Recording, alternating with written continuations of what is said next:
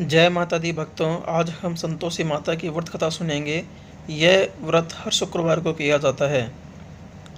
एक बुढ़िया थी, उसके 7 बेटे थे। 6 कमाने वाले थे, जबकि एक निकम्मा था। बुढ़िया 6 बेटों की रसोई बनाती, भोजन कराती, उनसे जो कुछ जुटन बचती वह साथियों को दे देती थी। एक दिन वह अपनी पत्नी से बोला, देखो मेरी माँ को मुझ पर कितना प्रेम है। वह बोली, क्यों नहीं, सबका जूठा तो तुमको खिलाती है। वह बोला, ऐसा नहीं हो सकता है, मैं जब तक अपनी आंखों से न देख लूँ मान नहीं सकता। बहू हंसकर बोली, देख लो तब तो मानोगे। कुछ दिन बाद त्यौहार आया। घर में 7 प्रकार के भोजन और चूरमे के लड्डू बने हुए। जांचने के लिए सिर का दुखाने का बहाना करके पतला वस्त्र सिर पर ओढ़े रसोई घर में सो गया। वह कपड़े में से सब देखता रहा। 6 भाई भोजन करने आए। उसने देखा माँ ने उनके लिए सुंदर आसन बिछा नाना प्रकार की रसोई परोसी है और आग्रह करके उन्हें जिमाया। वह देखता रहा। 6 भोजन करके उठे, तब माँ ने उनकी जूठी थालियों में से लड्डुओं के टुकड़े उठाकर एक लड्डू बनाया। जूठन साफ कर बुढ़िया माँ ने उसे पुकारा, बेटा 6 भाई भोजन कर गए, अब तू ही बाकी है, उठ तू कब खाएगा। वह कहने लगा, माँ मुझे भोजन नहीं करना, मैं परदेश जा रहा हूँ। माँ ने कहा, कल जाता हो तो आज ही चला जा। वह बोला, हाँ आज ही जा रहा हूँ। ये कहकर वह घर से निकल गया। चलते समय पत्नी की याद आ गई।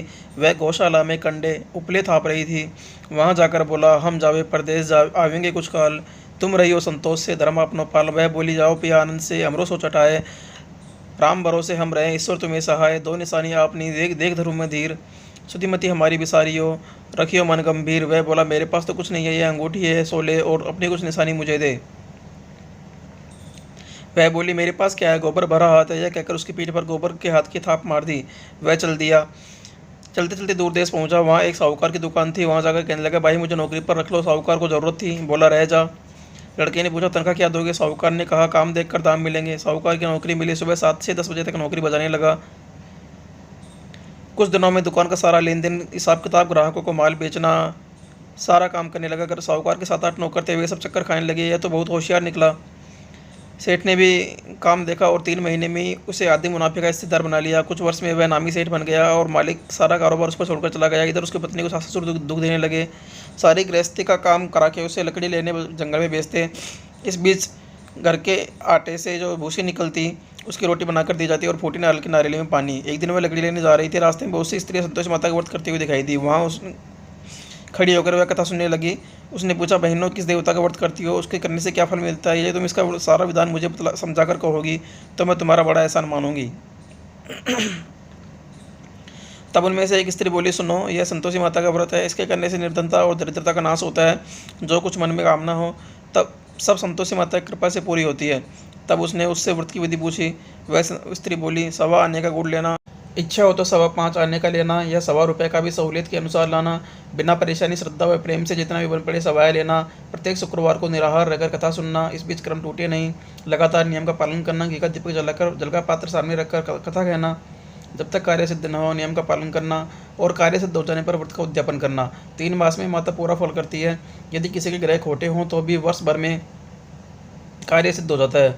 फल सिद्ध होने पर उद्यापन करना चाहिए, बीच में नहीं। उद्यापन में खीर तथा चने का साग करना, 8 लड़कों को भोजन कराना, जहाँ तक मिले देवर जेठ भाई बंधु के हों, न मिले तो रिश्तेदारों तथा पास पड़ोसियों को बुलाना,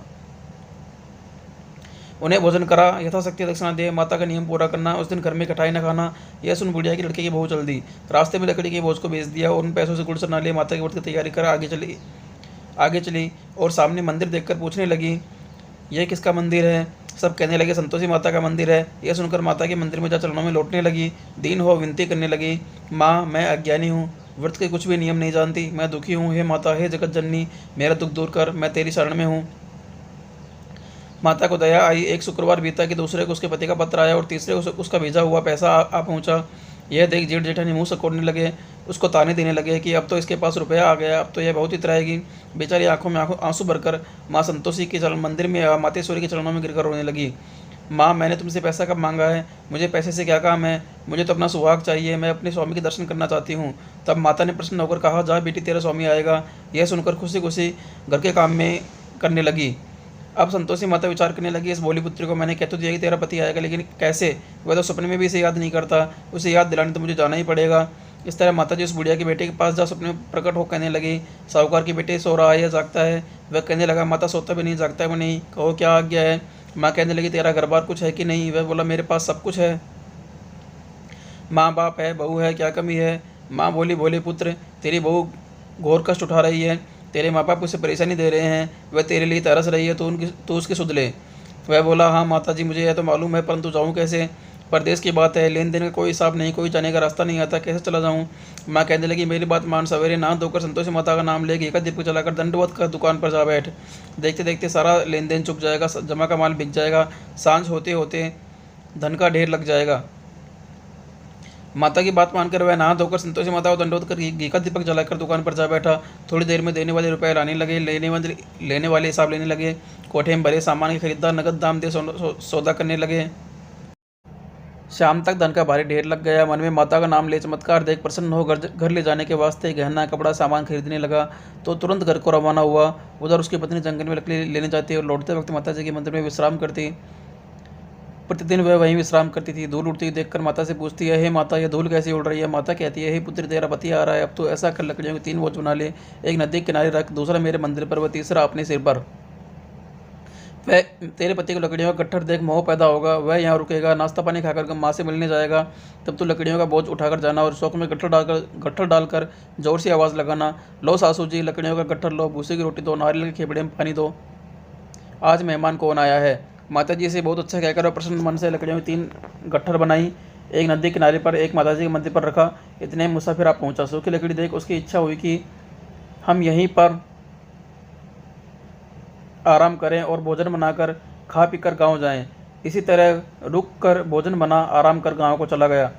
सबसे प्रेम से मिला। उसी समय लकड़ी का सिर पर लकड़ी का गट्ठर लिए वह आती है, लकड़ियों का बोझ आंगन में डालकर 2 से 3 आवाज़ लगाती है, लो सासू जी, लकड़ियों का गट्ठर लो, भूसे की रोटी दो, आज मेहमान कौन आया है। यह सुनकर उसकी माँ सास बाहर आकर अपने दिए हुए कष्टों को बुलाने हेतु कहती है, बहू ऐसा क्यों कहती है, तेरा मालिक ही तो आया है, आ बैठ, मीठा भात खा, भोजन कर, कपड़े गहने पहन।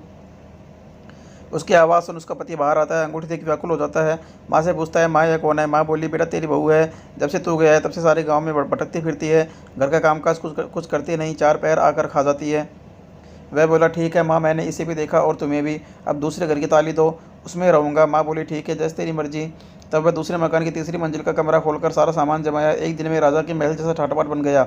अब क्या था, बहुत सुख भोगने लगी। इतने में शुक्रवार आया। उसने पति से कहा, मुझे संतोषी माता के व्रत का उद्यापन करना है। पति बोला, खुशी से कर लो। वह उद्यापन की तैयारी करने लगी। जिठानी के लड़कों को भोजन के लिए कहने गई।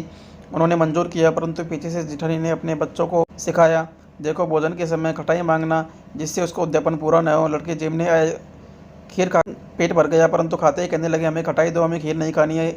वह कहने लगे, खटाई नहीं दी जाएगी, यह संतोषी माता का प्रसाद है। लड़के उठ खड़े हुए, बोले, पैसा लाओ। बोली बहू कुछ जानती नहीं थी, उसने उन्हें पैसे दे दिए। लड़के उसी समय इमली लेकर खाने लगे। यह देखकर बहू पर माता जी ने कोप किया। राजा के दूत उसके पति को पकड़ कर ले गए। जेठ जेठानी कहने लगे, लूट लूट कर धन इकट्ठा किया है, अब सब मालूम पड़ जाएगा जब जेल की मार खाएगा। बहू से सहन नहीं हुआ, रोती हुई माता जी के मंदिर गई। कहने लगी, है माता, तूने क्या किया। हंसाकर अपने भक्तों को उरुलाने लगी। माता बोली, बेटी तूने उद्यापन करके मेरा व्रत भंग किया है। वह कहने लगी, माता मैंने कुछ अपराध किया है तो मुझे क्षमा करो, मैंने तो भूल से लड़कों को पैसे दे दिए थे, मैं फिर तुम्हारा उद्यापन करूँगी। माँ बोली, अब भूल मत करना। वह कहती है, भूल नहीं होगी, अब बताओ वे कैसे आएंगे। माँ बोली, तेरा पति तुझे रास्ते में आता हुआ मिलेगा। वह निकले, राह में पति आता हुआ मिला। वह पूछी, कहाँ गए थे। वह कहने लगा, इतना जो धन कमाया था उसका टैक्स राजा ने मांगा था, वह भरने गया था। वह प्रश्न बोली, भला हुआ, अब घर को चलो। कुछ दिन बाद शुक्रवार आया। वह बोली, मुझे फिर माता को उद्यापन करना है। पति ने कहा, करो। बहू फिर जेठ के लड़कों को भोजन के लिए कहने गई। जिठानी ने 1-2 बातें सुनाई और सब लड़कों को सिखाने लगी, तुम सब लोग पहले ही खटाई मांगना। लड़के भोजन करने से पहले ही कहने लगे, हमें खीर नहीं खानी, हमारा जी बिगड़ता है, कुछ खटाई खाने को दो। वह बोली, खटाई किसी को नहीं मिलेगी, आना हो तो आओ। वह ब्राह्मण के लड़के लाकर भोजन कराने लगी। यथाशक्ति की दक्षिणा की जगह उन्हें एक फल दिया। संतोषी माता प्रसन्न हुई। माता की कृपा होते ही 9वें मास में उसके चंद्रमा के समान सुंदर पुत्र उत्पन्न हुआ। पुत्र को पाकर प्रतिदिन माता जी के मंदिर में जाने लगी। माँ ने सोचा, हर रोज यह आती है, आज क्यों न इसके घर चलूँ। यह विचार कर माता ने भयानक रूप बनाया। गुड़ चने सना मुँह, ऊपर सूंड के समान होठ, उस पर मक्खियाँ भिन भिन करती हुई देहरी पर पैर रखते हुए उसके साथ चिल्लाई, देखो रे कोई चुड़ैल आ रही है, लड़कों इसे निकालो नहीं तो किसी को खा जाएगी। लड़के भागने लगी, चिल्लाकर खिड़की बंद करने लगे। बहू रोशनदान में से देख रही थी, कुछ चिल्लाने लगी, आज मेरी माता जी मेरे घर आई हैं। वह बच्चे दूध पीने से हटाती है। इतने में सास का क्रोध आ गया। वह बोली, क्या हुआ है, बच्चे को पटक दिया। इतने में माँ के प्रताप से लड़के नजर आने लगे। वह बोली, मामा जिसका व्रत करती हूँ यह संतोषी माता है। सबने माता जी के चरण पकड़ लिए और विनती करने लगे, हे माता, हम नादान हैं, तुम्हारा व्रत भंग कर हमने बड़ा अपराध किया है, आप हमारा अपराध क्षमा करो। इस प्रकार माता प्रसन्न नहीं, बहू को प्रसन्न हो, जैसा फल दिया वैसा सबको दे, जो पढ़े उसका मनोरथ पूर्ण हो। बोलो संतोषी माता की जय।